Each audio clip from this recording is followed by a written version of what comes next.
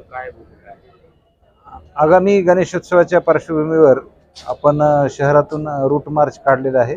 यामध्ये विसर्जन मिरवणुकीचा मार्ग आणि सर्व संवेदनशील स्थानं जे आहेत शहरामधली ते आम्ही कव्हर करत आहोत. आज पर्टिक्युलरली सदर बाजार आणि कदीम जालना पोलीस स्टेशनच्या हद्दीतली हे पॉईंट्स आम्ही कव्हर करत आहोत. या रूट मार्चमध्ये मी स्वतः आमचे चंदनझिरा, सदर बाजार, तालुका जालना या सर्व पोलीस स्टेशनचे प्रभारी अधिकारी हजर आहेत. त्याचबरोबर साधारणपणे 20 अधिकारी आहेत.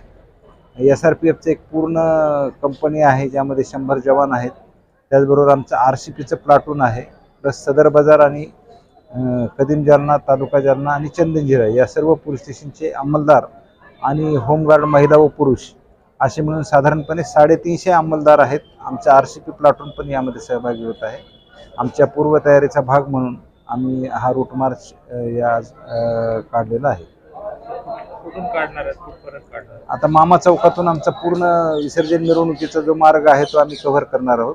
मामा चौकापासून सावरकर चौक, फुल बाजार, त्यानंतर कादराबाद, सराफा मार्गे कादराबाद, त्यानंतर पानवेस, त्यानंतर शहा बाजार, त्यानंतर मम्मादेवी, तिथून पुढं बाबासाहेबांचा पुतळा आणि त्यापुढे चमन आणि जुना कदीम जालन्याची जी इमारत आहे पोलीस स्टेशनची जुनी इमारत, त्या इमारतीपर्यंत आम्ही हा नेणार आहोत. सर, आता गणेशोत्सवाच्या पार्श्वभूमीवर काही आवाहन वगैरे करणार आहेत का? हा, पोलीस दल सक्षम आहे. आम्ही जनतेच्या सेवेकरता तत्पर आहोत. सर्व बाजूंनी पोलिसांची तयारी आहे. लोकांनी या सणाचा आनंद घ्यावा, त्यांनी उत्साहात हा सण साजरा करावा आणि पोलीस दल पूर्णपणे तयारीत आहे, सक्षम आहे. त्यांच्या आनंदात आम्ही सहभागी आहोत. परंतु सर्वांनी कायद्याचं पालन करावं.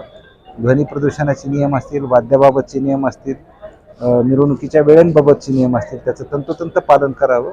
कुठल्याही प्रकारचा कायदा व सुव्यवस्थेचा प्रश्न निर्माण होणार नाही या दृष्टीने सर्व कायद्याचं पालन करून हा सण साजरा करावा असं मी जनतेला आवाहन करतोय. त्याचबरोबर जनतेने सामाजिक व धार्मिक सलोखा राखण्याकरता वेगवेगळे उपक्रम राबवावेत आणि अशी सामाजिक सौहार्द बिघडेल अशा प्रकारचे कुठलेही कृती गणेश मंडळांनी करू नये असं मी आवाहन करतो. यानिमित्त